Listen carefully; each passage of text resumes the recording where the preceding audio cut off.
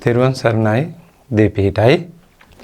අද මගේ වැඩසටහනට සහභාගී වෙන්න එන අය කරුණා කරලා කඩදාසි කොලයක් මෙන්න මේ වගේ ලොකු පෑනක් මොකක් හරි පෑන ටිකක් පේන රැගෙන වාඩි වෙන්න කාටද කියලා ගෙන්න ගන්න. මගේ දේශනේ අහන අතරේ අපි ආධ්‍යාත්මික සහ භෞතික කියලා තල දෙක ගැන කතා කරනවා.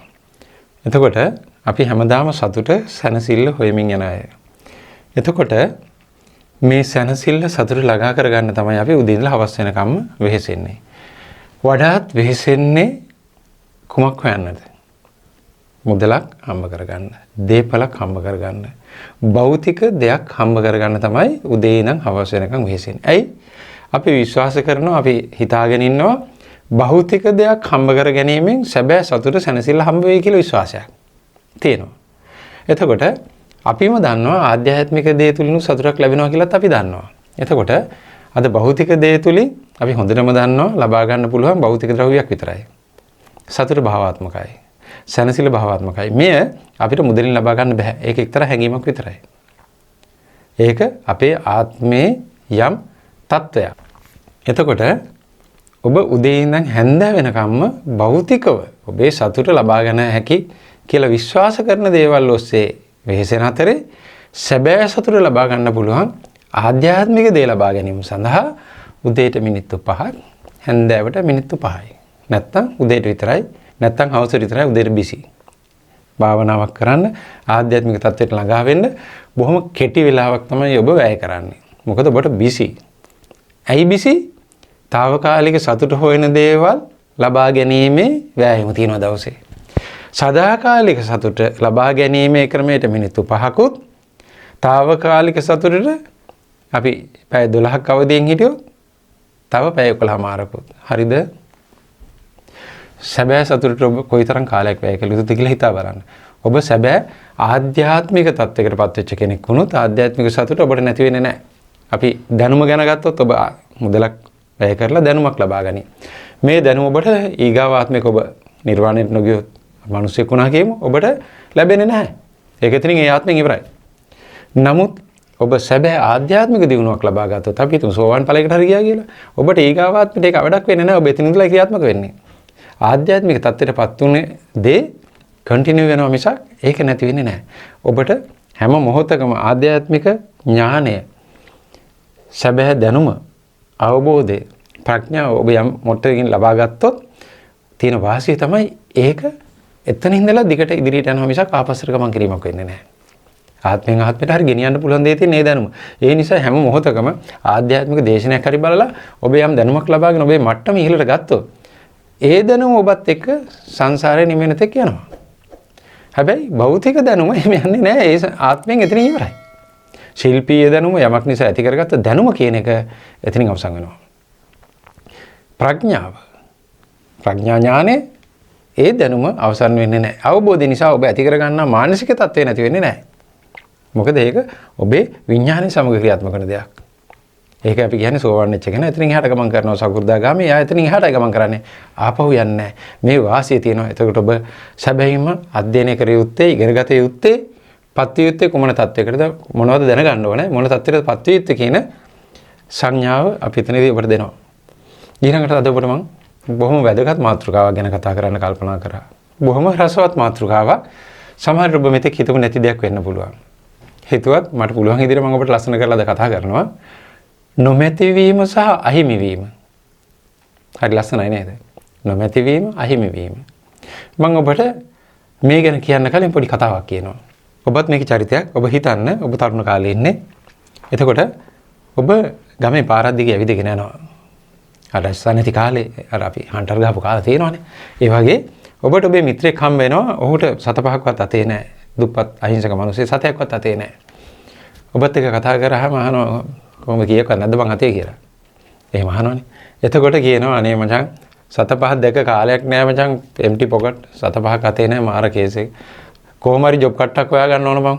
උත්සාහ කරලා 7ක් නැහැ අතේ ඇති වෙලා තියෙන්නේ කියලා. ඊට පස්සේ මොහොත 7-5ක්වත් නැහැ. ඔහු ඒ වෙලාවේ ඒ දුක ඔබට පෙන්නනවා. හැබැයි ඔහු අහබිව්වේ නැහැ. ගඟේ පැන්නේ නැහැ. කිසිම දෙයක් එතනින් හගරේ නැහැ. hinamus මුහුණෙන් කතා කරේ. ඊළඟට ඔහු රස්සාවක් හොයා ගන්නවා. එතනදී ඔහුට බලාපොරොත්තුවක් තිබුණා මං රස්සාවක් හොයා ගන්න ඕන කියන එක. ඒ වෙනුවෙන් ඔහුට තිබුණා වීරයක්. ඔහු වීරිය පාවිච්චි කරා. අදිෂ්ඨානය පාවිච්චි කරා. එතන තමයි දෙපසේදී ඔහු දිනන්න පාවිච්චි කරපු කොටස. මගේ කතාවට එතන අවශ්‍ය නැති වුණා. මම ඒකත් ඔබට පෙන්නනවා. එතකොට මොහොම මේ ජොබ් එකක් හොයාගෙන මේ රැකියාවක් හොයාගෙන පළවෙනි මාසේ පඩිය ගන්නවා. දැන් ඔහු පෝසතෙක්. ඔහුගේ විදියටයි මොහුට දැන් 7-5ක්වත් තිබුණේ නැහැ. දැන් තියෙනවා අපි උදාහරණයක් විදිහට රුපියල් 10000ක වත්කමක් තියෙනවා. පර්ස් එකේ. දැන් මොහුට දැනෙනවා මම ලොකු සල්ලිකාරයෙක්. මගේ පර්ස් එකේ 10000ක් තියෙන මිනිහෙක් මං අද. ඔහු හැබැයි සන්තකේ තියෙන්නේ දැන් මේ වෙනකොට 10000යි. ඒ තමයි ඔහුගේ සමස්ත ධනෙ වත්කම සියලු දේ රුපියල් 10000යි. මොහු බස් එකෙන් ගෙදර ගිහලා බලනකොට පර්ස් එක පොකට් ගහලා හොරකම් කරලා. මොහුට නැති වෙනවා මුළු සන්තකේම නැති වෙන්නේ. පඩිය පමණක් නෙවෙයි. පර්ස් එකේ තිබිච්ච මුදල පමණක් නෙවෙයි මුළු සම්පූර්ණ ධනය හිමි වෙනවා. තිබිච්ච සන්තකේට.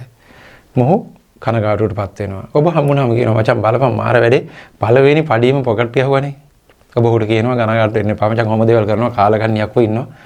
ඔබ ගිහින් වැඩවලට ගිහින් මොනවා හරි කියලා පොඩ්ඩක් බලපන් සපෝට් එකක් ගන්න කියලා ඔබ කියනවා.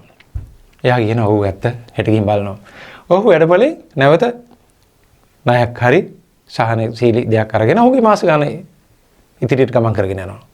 මාස 2-3ක් යනකොට ඔහුට මේ සිද්ධිය අමතක වෙලා අර කනගාටු පවයටපත් වෙලා ඉවරයි. මෙහෙම මොහු දියුණු වෙනවා. දියුණු වෙලා ලොකු කෝටිපතියෙක් බවට පත් වෙනවා. අති දැවැන්ත චරිතයක්. විශාල නමක් තියෙනවා. යාන වාහන රාශියක් තියෙනවා. සේවක රාශියක් ඉන්නවා. ඊඩකඩම් දේපල ගොඩාක් තියෙනවා.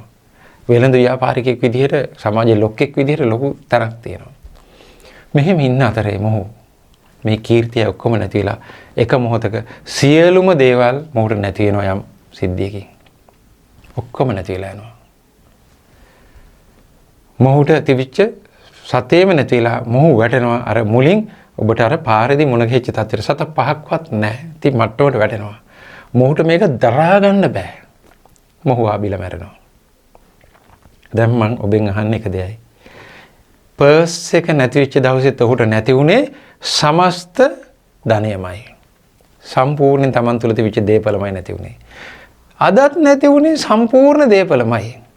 එදා පර්ස් එක නැති වෙච්ච දවසේ ඔහු ඒක වචන 2-3කට දුක සීමා කරලා ඔහු ජීවිතේට මුණ දුන්නා. නැගිට්ටා කෝටිපතියෙක් වෙන මට්ටමටම. අදත් නැති වුණේ සමස්ත දේපලමයි. ඔහු ඒකෙන් ජීවිතේම නැති කරගත්තා. මොකද්ද මේ වෙනස? මේ ගැන තමයි අපි බුද්ධ දේශනාවේ බුදුරජාණන් වහන්සේ දේශනා කරේ. එදා ඔහුට නැති වුණ දේ බොහොම සුළුයි. සුළු බැඳීමක් තමයි තිබුණේ. 10000ක් එක්ක තියෙන බැඳීම නෙමෙයි කෝටි 5ක් එක්ක තියෙන්නේ. බැඳීමේ ප්‍රමාණය වෙනස්. එතකොට ඔහු නැග්ග පඩියත් ගොඩක් ඈතයි. කලින් නැග්ගේ ඔහු එක පඩියකටයි. එතන ඉඳලා වැටිච්ච වැටීම ඔහුට පොඩි දැනීමක් විතරයි දැනුනේ. හැබැයි දෙවෙනි වර වැටීම ඔහු වැටුනේ හිණිපෙත්තේ ඉඳලායි.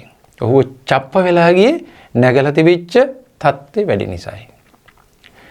මේ සිද්ධි දෙකටම බලපෑවේ ඔහුගේ හිතයි. සිතයි බලපෑවේ. එදා ඔහුට රුපියල් 10000යි පළවෙනි වැටුපෙන් මේ තත්ත්වෙට දිනු වෙන්න පුළුවන්කම තිබුණා නම් 7-5ක්වත් නැතුව හිටපු මිනිහයාට ඒ තත්ත්වෙ දිනු වෙන්න පුළුවන්කම තිබුණා නම් ඔහුගේ මනස නොවැටුණා නම් ඔහුට නැවතත් පුළුවන් ඒ තත්ත්වෙට ආයෙපත් වෙන්න. දැන් ඊට වැඩිය ඔහුට සමාජ සම්බන්ධතා පවා තියෙනවා. නමුත් වැටීම බලවත්. වැටීම බලවත් උනේ බැඳීම බලවත් තිබිච්ච නිසායි. දෙයක් වර්ධනය වෙන්න එහි බැඳීම වැඩි වෙනවා. දෙයක් ලොකු වෙන බැඳීම වැඩි. අපි බයිසිකල් කට්ටේ ගිය කාලයක් තිබ්බනේ පොඩි කාලේ. පොල් යටින් දාලා පැද්දා, උඩින් දාලා පැද්දා. ඒ බයිසිකලෙත් එක්ක අපි යම් බැඳීමක් තිබ්බ. ඔක පිහිනවා, තෙල් දානවා, රටේ නැතිව කරනවා, සුද්ධ කරනවා. ඒක තමයි ලොකුම වාහනේ. ඊට පස්සේ අපිට තියෙනවා බෙන්ස් එකක්. V8 එකක් ආදි වශයෙන්. දැන් වැඩි බැඳීම තියෙන කොයි එකටද? දැන් ඔබට ආපහු වර පොඩි කාලේ ගිය බයිසිකලෙක් ගෙනත් දීලා මේ දෙක තිබ්බාම ඔබේ වැඩි බැඳීම තියෙන්නේ බෙන්ස් එකට. ඒක ලොකුයි. වැඩි බැඳීම තියෙන දේ තමයි ඔබට දුක ගේන්නේ. බයිසිකලේ කවුරු හරි ඉල්ලුවොත් ඔබ දෙන්නත් ලෑස්ති. අනේ පොඩි කාලේ පැදිච්ච බයිසිකලේ මට දෙන්න මහත්තයෝ කිව්වොත් අනේ අරන් යන්න ඔය තියෙන්නේ. ඔබෙන් බෙන්ස් එක ඉල්ලුවොත් අනේ පොඩ්ඩක් දෙන්න කියලා. ඕක අරන් යන්න අර තියෙන්නේ කියලා ඔබ කියන්නේ නැහැ කවදාවත්. ඇයි? බැඳීම වැඩි. ඒක හොරු ගෙනිච්චොත් බයිසිකලේ හොරු ගෙනිච්චා.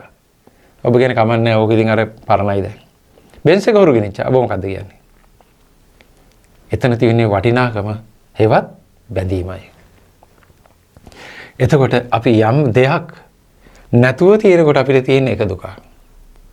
රස්සාව නෑ මචං මාර ප්‍රශ්න කියනකොට ඊට පස්සේ ඕන විහිළුව කරලා hina වෙන්නත් පුළුවන් තත්ත්වයක් තියෙනවා නැතිකම. හැබැයි නැතිවීම, අහිමිවීම, නොමැතිවීමේදී තියෙන එක දුකක්, අහිමිවීමේදී තියෙන්නේ ඊටදී විශාල දුකක්. යමක් හිමි කර ගැනීමෙන් අපිට తాවකාලික සතුටක් ලබන්න පුළුවන්. తాවකාලික එක නැතිනකොට නැති වෙනවා. ඒ වගේමයි නොමැතිවීමෙන් අපිට තියෙන දුකක් හැබැයි తాවකාලික දුකක්. අපිට අරගෙන නෑනේ මචං කියලා නිකන් ඉන්න. එතනින් එහාට කල්පනා කරන්නේ නෑ. අයියෝ මචං අපිට නෑනේ ප්ලේන් එකක්, අපිට වීට් එකක් නෑනේ කියලා ඔය කතා කරලා නිකන් ඉන්න. එතනින් එහාට ඒක hina වෙලා කියන්නේ. අපිට නෑනේ මචං ඕවා කියලා ඒකත් ලොකු තද බල විදිහට කියන්නේ නෑ. අපිට නෑනේ මචං මාලිගාවල් වගේ ගෙවල් කියලා අපි කතා බහ කරේ. එක්තරා hina මුසුමුනේ නේද? මැරෙන්න කතා කරේ නෑනේ. හැබැයි ඔබට ඒ දේ අහිමි වුණාම අපි හිතමු අපේ තරුණ පුතාලා මාත් ගොඩක් ඉන්නවා. අසග පුතත් ඉන්නවනේ අපිත් එක්ක නේද? ඒක නිසා අපි මේ කියන්නේ තරුණ පරපුරට බලන්නකො දෙයක් හම්බුනේ නැත් අපි හිතමු ගෑනු ළමයි ගැන නේද පුතා. ඉතින් එතකොට අයියෝ හරියන්නේ නෑනේ මචං. අර වැඩේ හරියන්නේ නෑනේ කියලා ඔබ එදාට නිකන් හිනවමුසුමුනේ කියන්නේ. කැමතුනේ නෑනේ මචං කියලා කියන්නේ එහෙමයි. හැබැයි ඔබ ඒ ගෑනු ළමයාත් එක්ක සම්බන්ධයක් පවත්වලා යම් තරමක් දුර දිග සම්බන්ධයක් පැවැත්වුවොත් එදාට යාක බලපු දවසට ඔබ හබනවනේ. මේ දෙක වෙනස බලන්න. ආරම්භයකයි තිබුණේ නැහැ. කවුරුත් ඔබට මිත්‍රලා හිටියේ නැහැ. ඊළඟට අවසානෙත් හිටියේ නැහැ. අවසානෙත් නැහැ. ඔබ හිටපු තත්ත්වෙමයි. දෙකේ බරපතලකම තිබුණේ බැඳීම ඇති වෙච්ච නිසායි. ඊළඟට ඔබ දෙයක් ඔබ සතු කරගත්තොත් සතු කරගත් මොහොතේ සිටම ඔබ ඒ දුකට උරුමකම් කියනවා. මලක්, ලස්සන රෝස මලක් උදාහරණයට ගන්න. ගහක තියෙන ලස්සන රෝස මලක් ඔබේ පාත්තිය ඔබ දකින්න උදේට. ඉතින් මේ මල දකින්නකොට හරි ලස්සනයි. ඔබ ඇත තියා දකින්නේ. මල ගහේ තියෙන්නේ. ඔබට අයිති වෙලා නැහැ. ඔබේ සුන්දරත්වය දකින්නවා. සමහරවිට දවස් දෙකක් තුනක් නැත්නම් ඊට වැඩි දවසක් මල තියෙනවා. ඔබට මේ මල දැක්ක දවසේ ඔබට මේක අයිති කරගන්න හිතෙනවා. ඔබ ගිහින් මල නෙලා ගන්නවා. අරගෙන අතර ගන්නවා. දැන් මේ මල ඔබේ. ඔබ දන්නවද දැන් මේ මල දැන් ඔබේ වෙච්ච මොහොතේ ඉඳන් ඔබට දුක කැඳවන්න ලෑස්ති. ඇයි? දැන් පර වෙලා ඔබට නැති වෙන්න ඕන කාරණා ටික දැන් ඉෂ්ට සිද්ධ වෙගෙන යනවා නේද? ඔබ සතු කරගත් මොහොතේ නම් මල ආවේ ඔබට දුක දෙන්න ලෑස්ති වෙලායි. වැඩි වෙලාවක් කාලයක් යන්න කලින් අයියෝ රෝස මල කියන හැඟීම එන තත්ත්වෙට මල ඔබපත් කරනවා. මේක ඔබේ නෝනන තව කාලයක් එළියේ ඔබට සතුට දෙනවා. ඔබ ඔබේ කරගන්න ඕනෑම දෙයක් දුක අරගෙන යන්නේ. හේතුව ඇතිවීම, පැවතීම, නැතිවීම උරුම කොටගෙනයි සියල්ලම තකස් වෙලා තියෙන්නේ. උත්පාද, තිථි, භංග කියලා තුනක් අපි බෞද්ධ විදිහට දන්නවා. මම හුඟක් ඒ වචන පාවිච්චි කරන්නේ අපේ අන්‍ය ආගමිකය අපිත් එක්ක එකතු වෙලා මේ දේවල් ඉගෙන ගන්න හන්දා. ඒක නිසා තේරෙන භාෂාවෙන් කිව්වොත් ඇතිවීමක් තියෙනවා, පැවැත්මක් තියෙනවා, නැතිවීමක් තියෙනවා. මේවා උරුම කොටගෙන තමයි සියල්ලම අද කම්පණය වෙන විශ්වය. විශ්වයත් එහෙමයි. එතකොට ඔබ දෙයක් ඔබේ කරගන්නවා කියන්නේ ඔබ දුකක් ළඟා කරගත්තා. ඔබේ කරගන්නේ නැතුව ඉන්නකෝ ඔබට දුකක් නැහැ. හොඳම දේ තමයි ඔබ සියල්ල දකින්න. ඔබේ කරගන්න අවශ්‍ය නැහැ. සියල්ල විඳින්න ඔබේ වෙන්න අවශ්‍යතාවයක් නැහැ. අපි සංගීතයක් සවන් දෙනවා. කවුරු හරි වයලින් එකක් ගෑනු ළමෙක් ප්ලේ කරනවා. අපි කියමු ස්ටේජ් එකේ ප්ලේ කරනවා. හරි ලස්සනයි. එතකොට ඔබ මේක විඳිනවා. ඒකෙන් දෙයක් වින්දනයක් ලබනවා. ඔබ කොයි වෙලේ හරි වයලින් එක ඔබේ කරගෙන උදුරගත් ගන්නවද? නැත්නම් ඒ ළමයාව කරේ තියන් දුවනවද? නැහැ. එහෙම කරොත් ඔබට සමහර විට දුක වෙන සතුට වෙනකොට දුක ලැබෙන්නත් ඉඩ තියෙනවා. ඒක නිසා අපි හැම දෙයක්ම විඳිනවයි කියන එක මත ඉන්නවා මිසක් අපේ කරගන්නේ නැතුව මේ ලෝකේ විඳින්න පුළුවන්කම තියෙනවා. අපේ දෙයක් තියෙන්නේ අපි දෙයක් වින්දොත් ඒක දෙවෙනි පියවර විදිහට අපේ කරගැනීමේ අභිලාෂයක් තියෙනවා. අපි ලස්සන සුන්දර දෙයක් දැක්කොත් ඊළඟට අපිට ඕනේ ඒක අපේ වෙන්නයි. ඇයි එහෙම තියෙද්දී සුන්දරසේ තව දුරට දකින්න බැරිද? මොකක් කවුරු හරි දඩ ගහනවද? දැන් අපි මල් වත්තට යනවා නේද? පුදුම විදිහට යනවානේ හග්ගල මල් වත්තට යනවා. අපි බොහොම ප්‍රිය කරන තැනක් ගිහිල්ලා අපි ඇවිදලා ඒ ගස් මල් නරඹලා පොඩි සැනසෙල්ලක් ලබලා එනවා. එතකොට දැන් කාට හරි ඒක හිතනවාද මේක මගේ වුණා නම් හොඳයි කියලා? හිතෙන අය ඇති. නමුත් ඒක වෙන්නේ නැති නිසා අපි ඒක ගැන තැවෙන්නේ නැහැ. කවදා හරි දවසක කිව්වොත් අන්න හග්ගල මල් වත්ත විනාශ වෙලා අන්න ගිනි අරන් කියලා කිව්වොත් ඔබට දුකක් ඇති අයියෝ අපරාධේ ලස්සන මල්වත්ත කියලා. හැබැයි අඬලා වැළපිලා ඔබ මූදේ පනින්නේ නැහැ. කවදා හරි දවසක මල්වත් ඔබට ලියලා දීලා තිබ්බනම් ඔබේ මල්වත්ත අන්න ගිනි අරන් කිව්ව ගමන් ඔබ මූදේ පනිනවා. අයියෝ මගේ විනාශයි දෙපළ කියලා. ඇයි හේතුව එකම මල්වත්ත එදා ඔබ දුරින් ඉඳන් බැලුවේ ඊළඟට ඔබට හිමි වුණාම ඔබ බලන්නේ ඒ තුල ඉඳගෙනයි. මේ தත්ත්වය ඔබ අවබෝධ කරගත්තොත් මම හිතනවා ඔබට සෑහෙන මානසික දියුණුවක් ලබා ගන්න පුළුවන්කම තියෙනවා. ඊළඟ කාරණේ තවත් පැත්තක් තියෙනවා. දෙයක් ලබා ගන්නේ සංකීර්ණ පුජ්‍යලි බවට පත් වෙන සරල කෙනෙක් වෙන්න නෙවෙයිනේ. සරල කෙනාට මේ තියෙන දේවල් ලෝකේ ප්‍රදර්ශනය වෙන දේවල්, ඇහැට දකින්න දේවල්, කනට ඇහෙන දේවල් සියල්ලම ඔහුගේ කර ගැනීමේ අභිලාෂය නැති වෙනවා. අවශ්‍ය දේවල් විතරයි. අර බුදුරජාණන් වහන්සේ පහසුවෙන් පෝෂණය කළ හැකි පුජ්‍යලි බවට පත් වෙන්න කියන එකේ තේරුමත් මේ දෙයි. ඔබ හිතන්න උදාහරණයක් විදිහට ඔබ කඩේකට යනවා තේ එකක් ගන්න. ගිහින් ප්ලේන් ටී එකක් දෙන්න කියලානේ කියන්නේ. කඩේකින් ප්ලේන් ටී එකක් ගෙදර වුණත් තේ එකක් බොමු කියනවා වයිට් හරි කාටරි කියන තේ එකක් හදලා ගේන්න. කඩේට ගිහින් කියන්නේ ප්ලේන් ටියක් දෙන්න. නැතුව කියනවාද මට ප්ලේන් ටී ගැලුම් 50ක් දෙන්න කියනවාද? මට මුදලාලි ප්ලේන් ටී බවුසරයක් දාන්න. ඇයි? ඉදිරි කාලෙට එක්කම දාන්න කියන්නේ නැහැ. ඔබ කෑම එකක් ගන්න ගියාම මේ අපි නම් එළවලු කෑම එකක් දෙන්න. එළවලු කෑම භාගයක් දෙන්න. ඒකනේ අපේ ක්‍රමය. හරි. අපි කරන්නේ එහෙමයි. කෑම එකක් දෙන්න. කියලා කෑම එකක් ඉල්ලනවා මිසක් මට කෑම පිඟන් 10000ක් දෙන්න මුදලාලි. එච්චර මොකටද මහත්තයා? කෑම පිඟන් 10000ක් දෙන්න. ඒ ඉස්සරහට මට තියෙනවා තව කාලයක් කන්න. දැම්ම දෙන්න. කියන්නේ නැහනේ. ඇයි? අපි දන්නවා අපි එදා දවසේ භෝජනය විතර එදා අරගන්නේ. අර කතෝලික ආගමේ අය දන්නවා එයාලා කියන්නේ දෙවියන් වහන්සේට ස්වාමීනි අපිට අපේ දිනපතා භෝජනය දුන්න මැනව. ඉදිරියේ භෝජන අපිට දෙන්න මනුව කියලා එයාලා යාඥා කරන්නේ නැහැ. කොච්චර මොන ආගමේ උණ බාන්නේ ඥානවන්ත කතාවක් කියන්නේ. දිනපතා. ඒ කියන්නේ වර්තමානයේ ජීවත් වෙනවා කියන එකේ ආගමේ කියන්නේ. හරි ලස්සනයි. ඒතකොට මේ බෞද්ධ ප්‍රතිපදාවක් කියන්නේ දිනපතා භෝජනය දුන්න මනුව කියලා තමයි ඒගොල්ලෝ විශ්වෙන් ඉල්ලන්නේ දෙවියන් වහන්සේ කියන්නේ විශ්වෙන්. මේ හැමදේම අපි දකින්න ඕන ඥානෙ. එතකොට අපිත් ඉල්ලුවේ දිනපතා භෝජන විතරයි. අද දවසේ ප්ලේන් ටික මට දෙන්න. මුදලාලි. මට කෑම භාගෙ දෙන්න. එහෙම තමයි අපි ඉල්ලුවේ. හැබැයි අපි හම්බ කරන්න ගියාම අනිත් ඒවා අපි අද දවසේ විතරද ඔබ ජීවත් වුනේ කියලා පොඩ්ඩක් හිතලා බලන්න. අනිත් සියල්ලම අද දවසේ විතරද ඔබ.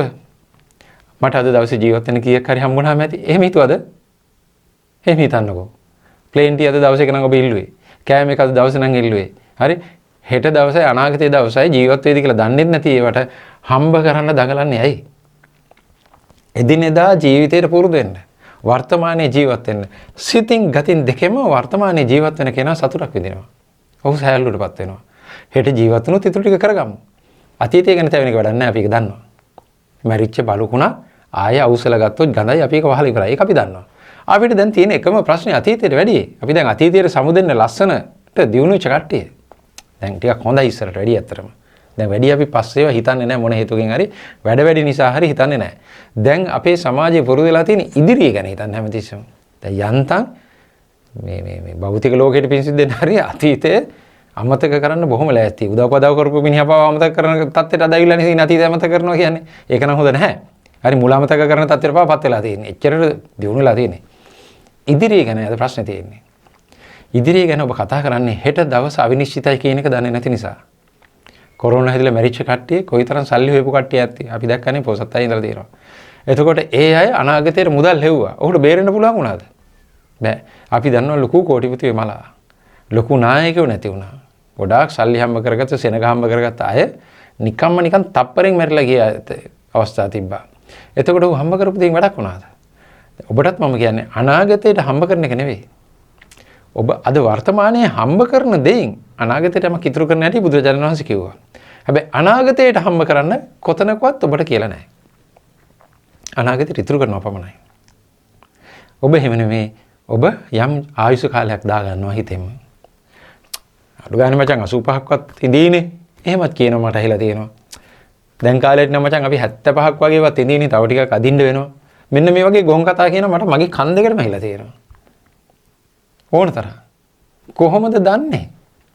මම ගොන් කතා කිව්වේ ඒකයි. කොහොමද දන්නේ? ආයුෂයක් කෙනෙකුට කියන්න බෑ. පරම ආයුෂයේ තියෙන ඔබට නෙවෙයිනේ. එහෙනම් ඔබ කොහොමද දන්නේ? ඒක නිසා හෙට සිද්ධ වෙන ගැන ඔබ දන්නේ නැහැ. අද දවස සතුටින් ගත කරන්න ලොකු දේවල් ඕනේ නැහැ. එක ප්ලේන් ටින් කඩේදී අපි සෑහීමකටපත් වුණා නම් හෝටලේදී එක කෑමකින් අපි සෑහීමකටපත් වුණා නම් අඩුම ගානේ රැයට කෑම එකත් ඔය ගාම දෙන්න කියලා කිව්වේ නැති තරමට අපිට බුද්ධිය තිබුණා නම් ඊටු දේවල් වලටයි බුද්ධිය නැත්තේ. ඔබ හැමතිස්සෙම සතුටයි සැනසෙල්ලයි හොයන්නේ. අපේ හැටිනේ. මම ඔබට පොඩි ක්‍රීඩාවක් කියලා දෙන්නම්. ඔබ කැමති ඉන්නේ දේවල් වලට. මේක හුඟක් අය දන්න දෙයක්. නොදන්න අයගේ දැන ගැනීම පිණිසයි මම මේ ඉදිරිපත් කරන්නේ නැත්තම් කිය ඔක ඔයාගේ දැන නෙමෙයි අපි කලින් දරන් හිටියා කියලා. දැන් ඔබ අර මම මුලින් කිව්වනේ පෑනක් කොලයක් සූදානම් කරගන්න කියලා. දැන් ඔන්න ඒ දෙක අරගෙන දැන් ඔබේ මේ සැබෑ අවශ්‍යතාවය අපි ලියනවා. මොකද්ද? අපිට සැබෑ සතුට අවශ්‍යයි. ඒක නිසා අපි ලියනවා මට සතුට ඕනේ. මාත් ලියනවා. සතුට අවශ්‍යයි.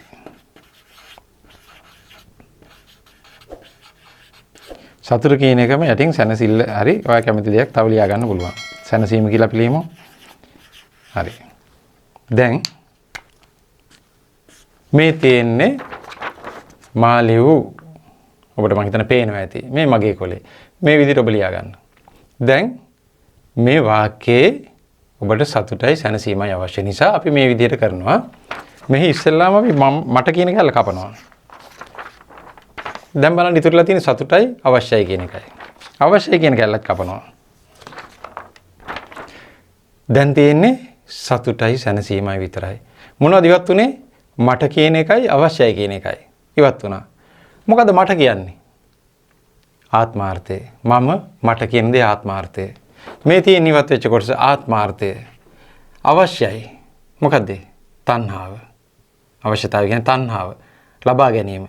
බාණ්ඩ ආත්මාර්ථයේ තණ්හාව ඉවත් වුණාම ඔබට සතුට හේව සැනසෙල්ල නිකම්ම ලැබුණා නේද? ඉතුරුනා නේද?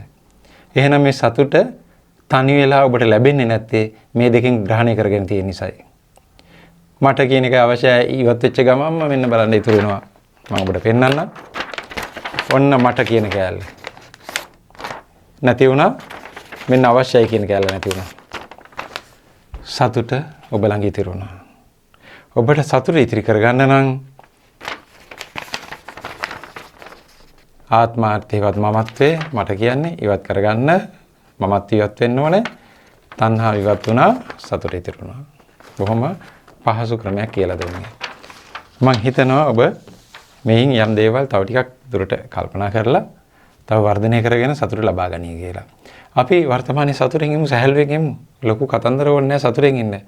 සැහැල්ලු ජීවිතේ සතුටුදා කරනවා. එක පඩියක් නැගලා හිටලාම වැටුනොත් පොඩි වේදනාවක් විතරයි. පඩි ගොඩාක් අපි ඉහළට නැගලා ඉඳලා වැටුනොත් චප්ප වෙනවා. මේ කියන්නේ ආධ්‍යාත්මික දියුණුව නෙවෙයි. ඔබ ඔය භෞතික කියන දියුණුව ගැනයි මම මේ කතා කරේ. භෞතික දියුණුව තියෙන්න ඕනේ ආධ්‍යාත්මික දියුණුව සමගයි. ඉනිමගක මේ ලී දෙක සමානව තියෙන තාක්කල් එහි ඔබට ඉහළට ගමන් කරන්න පුළුවන්. එක ලීයක් නැත්තම් ඒ ඉනිමගේ නගින්න බෑ. එක ලීයක් කොටයි නම් ඒත් නගින්න බෑ. මේක ලස්සන සමබරව යා යුතුයි. ආධ්‍යාත්මික ජීවිතේ නැතුව භෞතික ජීවිතයක් කවදාවත් කෙනෙකුගේ සාර්ථක වෙන්නේ නැහැ කියන එක මම ඔබට මතක් කරන අවසාන වශයෙන්. සියලු දෙනාටම තෙරුවන් සරණයි. දේ පිහිටයි.